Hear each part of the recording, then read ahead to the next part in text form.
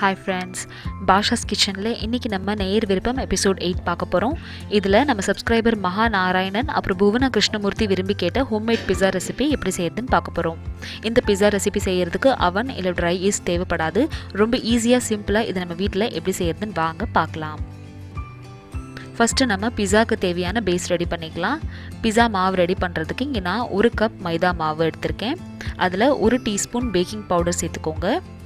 1/2 teaspoon baking soda சேர்த்துக்கோங்க. Baking soda அப்புறம் நம்ம இட்லி மாவுக்கு யூஸ் பண்ணுற சோடா ரெண்டுமே வேறு வேறு, அதனால நீங்கள் கரெக்டாக பேக்கிங் சோடா இதில் மட்டும் சேர்த்துக்கோங்க. தேவைக்கேற்ப உப்பு சேர்த்துட்டு எல்லாத்தையும் நல்லா மிக்ஸ் பண்ணிவிட்டு இதை நம்ம தயிர் போட்டு சப்பாத்தி மாவு பிசைகிற மாதிரி பிசைஞ்சுக்க போகிறோம். இந்த மாவுக்கு நம்ம தண்ணி சேர்க்கக்கூடாது, தயிர் தான் சேர்க்கணும். தயிர் சேர்த்திங்க அப்படின்னா இந்த பிஸா டோ வந்து நம்மளுக்கு நல்லா சாஃப்டாக இருக்கும். சப்பாத்தி மாவு பிசைகிற பதத்துக்கு கொண்டு வந்து கொஞ்சம் இதை நம்ம லூஸாக பிசையணும். இங்கே நான் 1/2 கப் தயிர் எடுத்து வச்சுருந்தேன். அதில் ஒரு 1/2 டீஸ்பூன் தயிர் மட்டும் மிச்சமாயிருக்கு. 1 கப் மைதா மாவுக்கு எனக்கு 1/2 கப்புக்கு கொஞ்சம் கம்மியாக தயிர் வந்து தேவைப்பட்டிருக்கு. இந்த அளவு பிசைஞ்சதுக்கப்புறமா இதில் 1 டேபிள் ஸ்பூன் எண்ணெய் விட்டுக்கோங்க. எண்ணெய் விட்டுட்டு எல்லாத்தையும் நல்லா இந்த மாதிரி மிக்ஸ் பண்ணி மறுபடியும் இதை நம்ம பிசைஞ்சு வச்சுக்கலாம். இந்த பிஸா டோவை ஒரு 20 to 25 மினிட்ஸ் வரைக்கும் அப்படியே நீங்கள் ரெஸ்ட்டில் விட்டுறணும். அப்போ தான் வந்து இது நல்லா செட் ஆகும். இப்போ இதை நம்ம மூடி எடுத்து வச்சிடலாம். ஒரு 25 நிமிஷத்துக்கு அப்புறமா இதை நம்ம எடுக்கலாம். மாவு பிசைஞ்சு ஒரு 10 நிமிஷத்துக்கு அப்புறமா இந்த மாதிரி ஒரு குழி கடாய் வச்சுக்கோங்க. இந்த கடாயில் தான் நம்ம இன்றைக்கி பிஸா ப்ரிப்பேர் பண்ண போகிறோம். இந்த கடாய் வந்து நம்ம ப்ரீ ஹீட் பண்ணணும். அதுக்கு என்ன பண்ணணும்னா 1 கப் கல் உப்பு இந்த மாதிரி சேர்த்துட்டு அதுக்கு மேலே ஒரு சின்ன டவரா இந்த மாதிரி வச்சுருங்க. ஒரு சின்ன பாத்திரம், அதுக்கு மேலே நீங்கள் பிளேட் வைக்கிற மாதிரி இருக்கணும். இதை லிட் போட்டு க்ளோஸ் பண்ணிவிட்டு ஒரு 15 நிமிஷத்துக்கு லோ ஃப்ளேமில் அப்படியே விட்டுருங்க. இதுக்கு இடையில பிஸாக்கு தேவையான காய்கறியெல்லாம் கட் பண்ணி எடுத்து வச்சுக்கோங்க. ஒரு 20-25 நிமிஷத்துக்கு அப்புறமா நம்மளோட மாவு பாருங்கள் நல்லா செட் ஆயிடுச்சு. இதே இப்போ நீங்கள் மறுபடியும் இந்த மாதிரி ஜென்டிலாக பிசைஞ்சிருங்க. தொட்டு பார்த்தாலே தெரியும் நல்லா சாஃப்டாக இருக்கும் உங்களோட மாவு. இந்த 1 கப் மைதா மாவில் எனக்கு 2 பிஸாவோட பேஸ் கிடச்சிது. இப்போ இது நம்ம சப்பாத்தி மாவு பிசைகிற மாதிரி இப்போ நம்ம உருட்டிக்கலாம். ஆனால் சப்பாத்தி பிசைகிற மாதிரி ரொம்ப மெலிசாக பிசையாமல் கொஞ்சம் தடிமனாக இதை வந்து நம்ம ஸ்ப்ரெட் பண்ணிக்கணும்.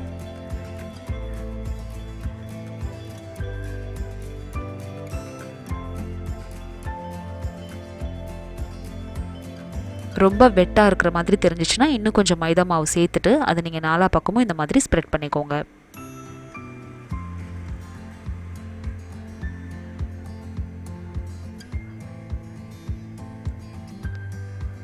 நம்மளோட பிளேட் என்ன சைஸ்க்கு நம்ம எடுக்க போகிறோமோ அந்த சைஸ்க்கு தான் நீங்கள் இந்த பிஸா டோ வந்து இந்த மாதிரி ஸ்ப்ரெட் பண்ணணும். பெருசாக ஸ்ப்ரெட் பண்ணிட்டீங்கன்னா பிளேட்டில் வைக்க வராது. உங்களோட பிளேட் வந்து நீங்கள் கடாய்க்குள்ளே வைக்கிற அளவுக்கு இருக்கா அப்படின்றதையும் செக் பண்ணிவிட்டு அதுக்கப்புறமா இந்த பிஸா டோவை இந்த மாதிரி ஸ்ப்ரெட் பண்ணுங்கள்.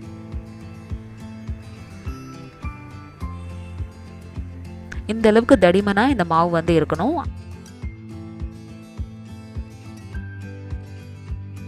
இப்போ நம்ம ஒரு பிஸாவோட பேஸ் ரெடி பண்ணிட்டோம். இதுக்கு நான் இன்றைக்கி என்ன பிளேட் யூஸ் பண்ண போகிறேன் அப்படின்னு பார்த்தீங்கன்னா என்னோட கடாய்க்குள்ளே போகிற மாதிரி இந்த மாதிரி ஒரு பிளேட் யூஸ் பண்ணியிருக்கேன். ஃபஸ்ட்டு இந்த பிளேட்டை நம்ம க்ரீஸ் பண்ணிக்கலாம். கொஞ்சமாக எண்ணெய் விட்டு 4 பக்கமும் நல்லா தடவிக்கோங்க. நீங்கள் எடுக்கிற பிளேட்டு உங்கள் கடாய்க்குள்ளே போகுதா அப்படின்றத ஃபஸ்ட்டு செக் பண்ணிக்கோங்க. அதுக்கப்புறமா அதில் வந்து இந்த மாதிரி க்ரீஸ் பண்ணிக்கோங்க.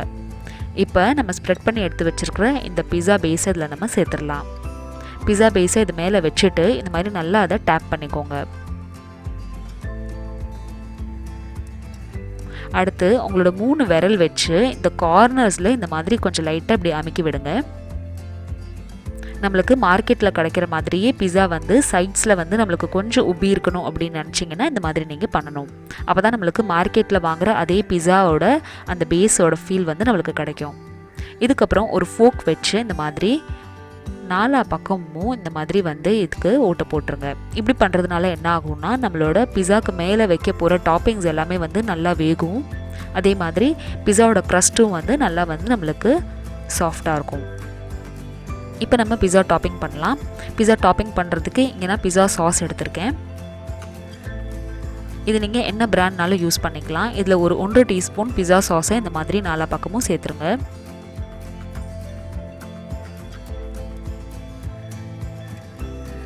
அடுத்து இதில் கொஞ்சம் நான் வந்து இங்கே டொமேட்டோ சாஸ் சேர்த்துருக்கேன்.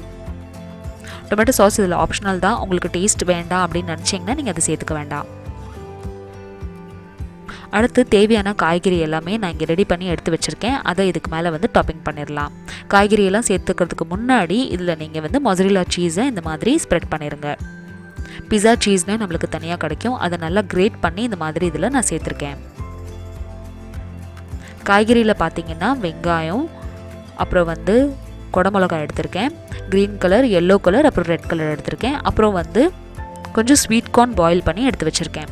ஸ்வீட் கார்ன் குழந்தைங்களுக்கு ரொம்ப பிடிக்கும். ஸோ ஆலிவ்ஸ் இல்லாததுனால நான் இங்கே ஸ்வீட் கார்ன் இதில் நான் சேர்த்துருக்கேன். உங்கள்கிட்ட ஆலிவ்ஸ் இருந்துச்சுன்னா நீங்கள் அதுவும் சேர்த்துக்கலாம்.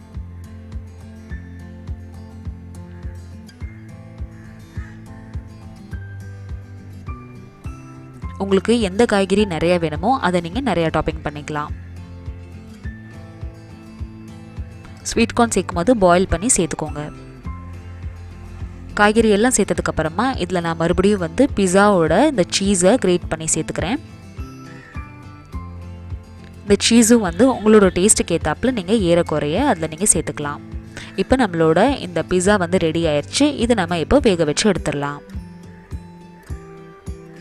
இப்போ நம்மளோட கடாய் பார்த்தீங்கன்னா நல்லா சூடாயிருச்சு பாருங்கள். 15 மினிட்ஸில் நம்மளோட கடாய் நல்லா சூடாகி இந்த மாதிரி ஆவி பறக்குது. இந்த ஸ்டேஜில் நம்மளோட பிளேட்டை பத்திரமா எடுத்து இந்த மாதிரி நடுவில் வச்சுருங்க. நாலா பக்கமும் சூடு இருக்கும், அதனால நீங்கள் பத்திரமா இதை உள்ளே வச்சுருங்க. உள்ளே வச்சுட்டு இப்போ இதை நம்ம லிட் க்ளோஸ் பண்ணிடலாம். லிட் க்ளோஸ் பண்ணி கரெக்டாக ஒரு 7லேருந்து 8 நிமிஷத்துக்கு லோ ஃப்ளேமில் அப்படியே விட்டுருங்க. அதுக்குள்ளே என்கிட்ட இருக்கிற இன்னொரு நான் பிஸா டோவை வந்து பேஸாக ரெடி பண்ணிகிட்ருக்கேன். நீங்கள் எத்தனை பிஸா பேஸ் ரெடி பண்ணாலும் எல்லாத்துக்குமே ரொம்ப இம்பார்ட்டண்ட்டான ஸ்டெப் வந்து இது ரெண்டும் தான். நாலா பக்கமும் கொஞ்சம் லைட்டாக இந்த மாதிரி அதை நீங்கள் டேப் பண்ணிவிட்டு ஃபோக் வச்சு நீங்கள் அதை போக் பண்ணணும். அப்போ தான் உங்களோட பிஸா பேஸ் வந்து நல்லா சாஃப்டாகவும் மேலே இருக்கிற டாப்பிங்ஸ் நல்லா வேகும். கரெக்டாக 7 நிமிஷத்துக்கு அப்புறம் பாருங்கள் இந்த மாதிரி ஆயிருக்கு. இன்னும் கொஞ்சம் இதை நம்ம வேக விடலாம். இன்னும் வந்து நம்மளுக்கு சீஸ் வந்து நல்லா மெல்ட் ஆகி உருகி வெளியே வரணும். இந்த ஸ்டேஜில் பாருங்கள் நம்மளோட சீஸுக்கு மேலே சின்ன சின்னதாக நம்மளுக்கு வந்து அந்த பாயில் தெரியுது பாருங்கள். இந்த ஸ்டேஜில் நம்மளுக்கு கீழேயும் வெந்துருச்சா நம்ம ஜஸ்ட் ஒரு ஃபோக் வச்சு நம்ம இதை ஓப்பன் பண்ணி செக் பண்ணி பார்த்துக்கலாம். பேஸ் வந்து உங்களுக்கு ஷவர்மாவோட பேஸ் எப்படி இருக்கோ அந்த அளவுக்கு இது வந்து வெந்திருக்கும். அந்தளவு வெந்துருந்துச்சுன்னா போதும், நம்மளோட பிஸா ரெடி. இந்த ரெசிபி உங்களுக்கு பிடிச்சிருந்துச்சுன்னா இந்த வீடியோக்கு ஒரு லைக் கொடுங்க. என்னோட சேனலை ஃபர்ஸ்ட் டைம் பார்க்குறீங்கன்னா கண்டிப்பாக சப்ஸ்கிரைப் பண்ணுங்கள். இதே மெத்தடில் நீங்களும் உங்கள் வீட்டில் இருக்கிற குட்டீஸ்க்கு உங்கள் வீட்டிலேயே ஹோம்மேட் பிஸா ரெசிபி கண்டிப்பாக செஞ்சு கொடுங்க. ஒரு 5லேருந்து 10 நிமிஷத்துக்கு நான் அப்படியே வச்சுட்டேன். இப்போ நம்மளுக்கு பிளேட்டில் வந்து சூடு ஆறிடுச்சு. இதை நான் ஒரு நைஃப் வச்சு இப்போ நான் நாலா பக்கமும் கட் பண்ணிக்கிறேன். அவ்வளோதாங்க, நம்மளோட ஹோம்மேட் பிஸா தயார். இந்த சம்மர் வெக்கேஷனில் நீங்களும் இதே மாதிரி ஒரு சூப்பர் டெலிஷியஸான வெஜ் பீஸா உங்கள் வீட்டில் இருக்கிற குட்டீஸ்க்கு செஞ்சு கொடுங்க. அண்ட் அவங்களோட சம்மர் வெக்கேஷனை ஜாலியாக என்ஜாய் பண்ண விடுங்க. ஈஸ்ட் இல்லாமல், அவன் இல்லாமல், கடாயிலேயே ரொம்ப சிம்பிளாக ரொம்ப டெலிஷியஸான இந்த பிட்ஸா ரெசிபியை நீங்களும் ட்ரை பண்ணி பார்த்துட்டு உங்களுக்கு எப்படி வந்துச்சு அப்படின்றத எனக்கு கமெண்ட் செக்ஷனில் கண்டிப்பாக சொல்லுங்கள். இந்த ரெசிபி உங்களுக்கு பிடிச்சிருந்துச்சுன்னா இந்த வீடியோக்கு லைக் கொடுங்க. என்னோட சேனலை ஃபர்ஸ்ட் டைம் பார்க்குறீங்கன்னா கண்டிப்பாக சப்ஸ்கிரைப் பண்ணுங்கள். இதே மாதிரி கிட்ஸ் ஸ்பெஷல் ரெசிபிஸ் வேணும்னா கீழே டிஸ்கிரிப்ஷன் பாக்ஸில் லிங்க் பாருங்கள். தேங்க்யூ ஸோ மச் ஃபார் வாட்சிங். பாய்.